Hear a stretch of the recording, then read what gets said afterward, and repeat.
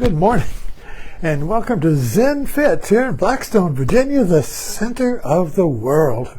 But then you too are at the center of your world. Okay, the title of this morning's talk is Walk Your Dog. Walk your dog. There's nothing more amusing or frustrating. Amusing if you watch somebody else walking their dog and the dog is pulling them all over the place. And then there's two kinds of walking dog. There's the walking dog that pulls you everywhere. You're hanging on, trying to hold it back. Or there's the walking with the dog that is healed. This is my holy shawl here. I got to cut that off. The dog that's healed. It walks at your heel. You don't even notice the dog. I mean, he goes over and does his pee and stuff like that. But I mean, when you're walking, the dog is in alignment with you. You don't even notice it. And then there's the dog that you can't go straight. You're like tacking a ship, tacking this way, that way. You're trying to go over there, but you have to go this way to get there because the dog, your mind is pulling you this way and that. So the metaphor we're working with here is that the dog is your mind. Now, is your mind trained, or is it wild and crazy? The dog is going to go by habit. Have to be trained. The dog has to be trained to be in alignment with you. Otherwise, it follows its own nature, which is just has to chase everything it sees. Has to, but you know what I mean. So this is kind of like this is a working metaphor of how to heal your mind. Your thinking, you see. Thinking. We can't stop thinking. If we get into a fix, a worry, something is not going straight here. Thinking goes this way and that way. Past, future. It should be this. Maybe if I go back this way, maybe it's over here. Wah. Stop. We can't stop. We have to find an intervention. That's why people get addicted. That's why we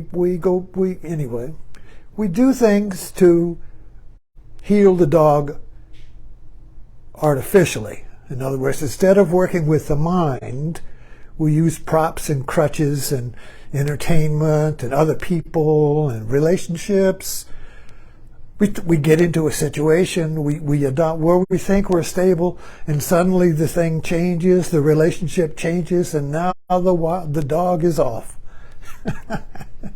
The dog is the thinking dog. The dog is just going this way and that. Help. Okay. So how can we work with this dog? How can we heal the dog? Well, I speak from my own experience here. In 1970, I had had a rather powerful awakening in 1968. But what awakened out of that was that I knew I needed to find a teacher who could guide me in stabilizing the mind. To bring my mind in alignment with myself that was awakened. In other words, awakening is when your true self awakens, but then the mind is run by your habit, by your karma, and the mind's still going wow. But now you're awake. It's like you are awake to the fact that you are the master of the dog, but you're still being pulled by the dog. But now you know you're not the dog. You see, before the awakening, we believe we're the dog. And I'm sniffing every turd along the way. I'm peeing on every bush, marking my territory. I'm chasing every cat, every dog, barking at every stranger, you see. And I believe that's me. But when there's an awakening, a moment of kensho in Zen, or awakening, or aha, you are aware that you're not the dog. You're not the mind. Now that's when you want to learn how to heal the dog. Now you must find any means, any teaching, any book, any teacher, any way you think will work that will train the mind. Stop the mind from wobbling. Stop the dog from pulling you everywhere and sniffing every turd along the way, you see. So that's basically what awakening does. It just awakens you to the fact that you're not the dog, you're not the mind. So now, what are the different ways? Well, I'll tell you from my experience. So in 1970, I discovered, or it was revealed, or it was a gift, but this Alice Christensen, a teacher, yoga teacher in Cleveland, who was a friend of mine had discovered, who was an awakened being, and she was creating the Light of Yoga Society, and she was attracting students, and this is a very disciplined yoga then, 1970. I mean, it was the yoga of means. You got to do these disciplines. You got to be disciplined. You got to train the mind. And so she lived in Cleveland. So I was told she was staying at a friend's house in Pennsylvania. So I drove up there to meet her. I was smoking. I bet I smoked a whole pack of cigarettes going up there. And when I walked into the house, she was getting ready to go somewhere, and I went right up to her. I had never met her. But I knew, and I said, I want to be your student. And she said, okay. She said, okay. And she said, she wrote down a mantra. She said, all right, here's your mantra. I think it was Om Ram Ramana Namaha. It was a Rama mantra. And then she looked at, now do these asanas. She wrote these asanas down. And don't eat meat, don't smoke, and don't drink. And do 60 rounds of your mantra a day. So on a mala bead, so do 60 rounds, that's 108 beads, so do 60 of that. That was about an hour. I had to sit for about an hour a day doing that. And she said, okay, do that. And come back and see me in a year. Come back and see me in a year. Is that all? I thought, wow, I was so happy. And I did it. In other words, there was no effort. Oh, I got to do, oh, give up meat. Oh, no, give up scotch. Oh, no, give up smoking. It all fell off. It just fell off. And I just did it. But at the end of the year, I was still me. And so it really didn't. Anyway, so but what I'm pointing to is that the mantra works. So anyway, just to make a long story short here, I don't want to get into all this. This is back in the 70s. So when I wasn't getting enlightened by following this teacher, I left and ended up with Swami Muktananda towards the end, the second half of the 70s. So it's two gurus. And his mantra was Om Namah Shivaya. He just gave it to everybody. The mantra of Alice was private. You didn't tell other people what your mala was. It was a custom mala. It was designed just for you. But with Siddha Yoga, with Swami Muktananda, it was like Om Namah Shivaya, everybody. Just do the Om Namah Shivaya will bring Guru's grace. The Guru is in the mantra, in the mala, in the mantra. You didn't have to do it so many times. You just chanted Om Namah Shivaya, Okay, so anyway, make a long story short, if you can, Om Namah Shivaya stuck with me. And Om Namah Shivaya became, even though Guru Muktananda died in 1982, I think, and I left Guru Yoga And I went through a dark night of the soul and had all kinds of psychic dramas, and the mind was pulling me this way and that way. The mind was, when I left the guru, the mind was unleashed. You see, when you're with a guru, you stabilize. That's why people don't leave the guru, because the guru stabilizes your mind. And when you're with the guru, everything is okay. But if the guru dies, or you leave the guru, or the guru breaks your trust and you think, oh shit, he had sex with a student, so I can't stay there, you know. So if you leave the guru, then the mind is free again, and now it goes this way and that way. So now you got no guru to stabilize the mind. Now what are you going to do? So story I'm telling you here is that the Om Namah Shivaya stayed with me. So even though in 1986, I got a job at the Courier Record, and I gave up yoga. I gave up seeking the guru. I gave up. And I stabilized my mind on the work.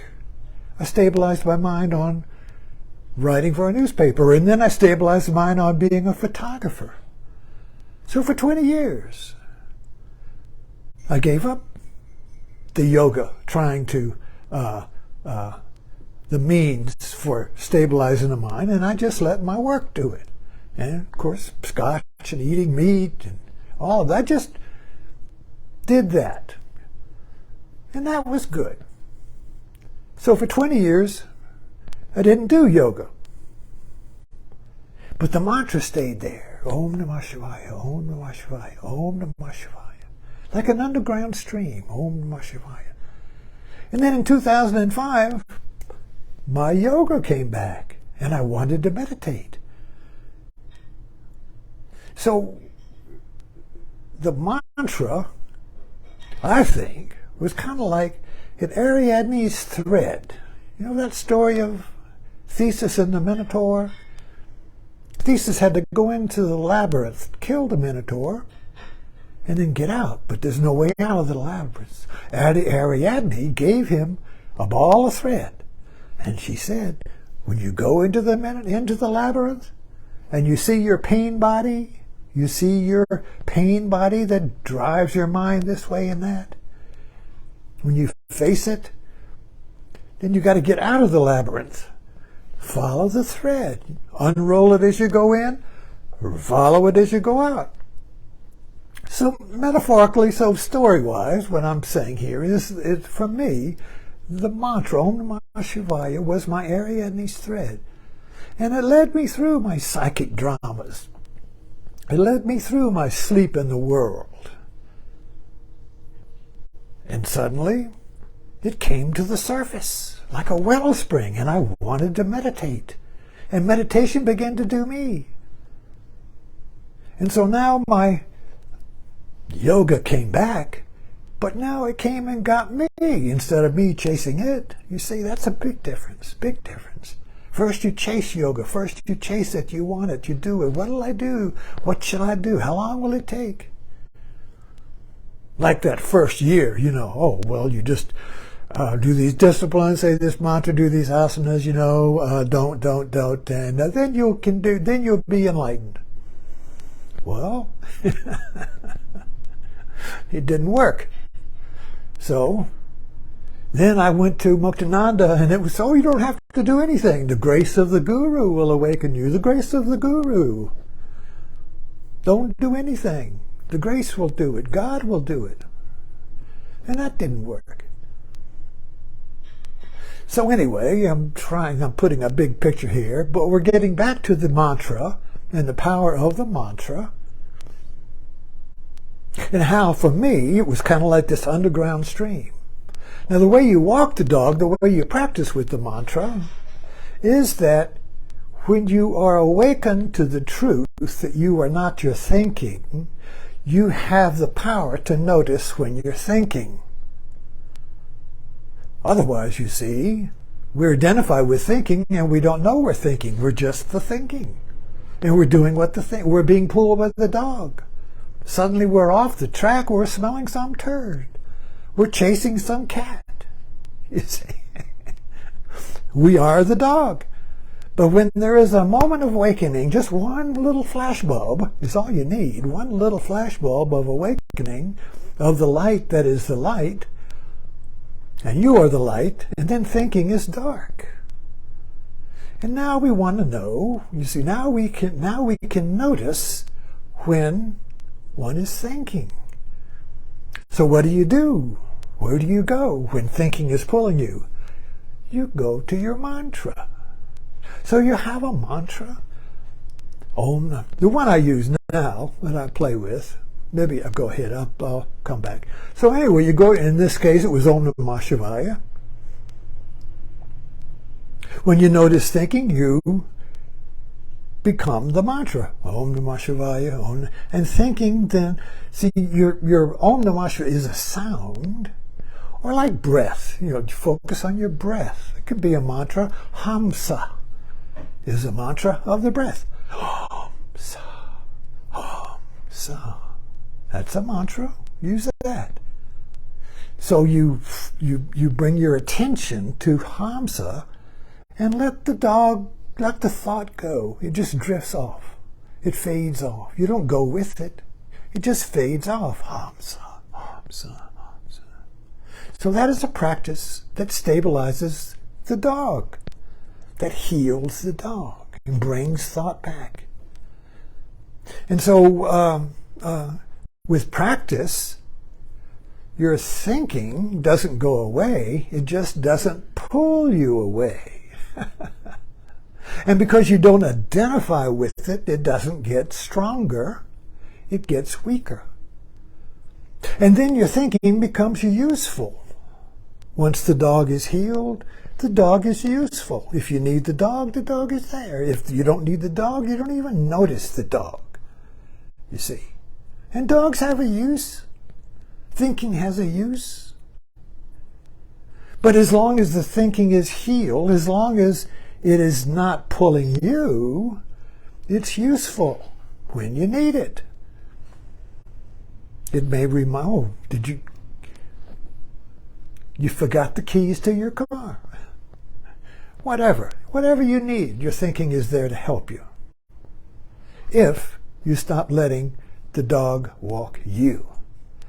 So I'm just saying that mantra is a practice or a way that you can walk the dog, heal the dog, train the dog, and stabilize the mind. Because the mantra in itself, you see, has no use. This is an important part. You think the mantra has a use, like, oh, if I can say Om Namah Shivaya and open the door, or if I can do like a mind force, so Om Namah Shivaya, go away. I think I have a use, you see. The mantra has no use in that sense. It's just sound, Om Namah Shivaya, or whatever the mantra is that you use, you see. But because if it had a use, it would be useful for the mind. The mind wants useful things. The mind will chase something and say, oh, that's useful, I want that. And it'll go get that, you see. Then the mind will do that. But even there, you say the mantra, Om Namah Shivaya, you don't even go let something that's useful, because whatever is useful is just trying to enhance the mind. The mind wants to be useful. The mind is looking for means to get out of the mind. So it's going to use anything. So you do this or that, you see.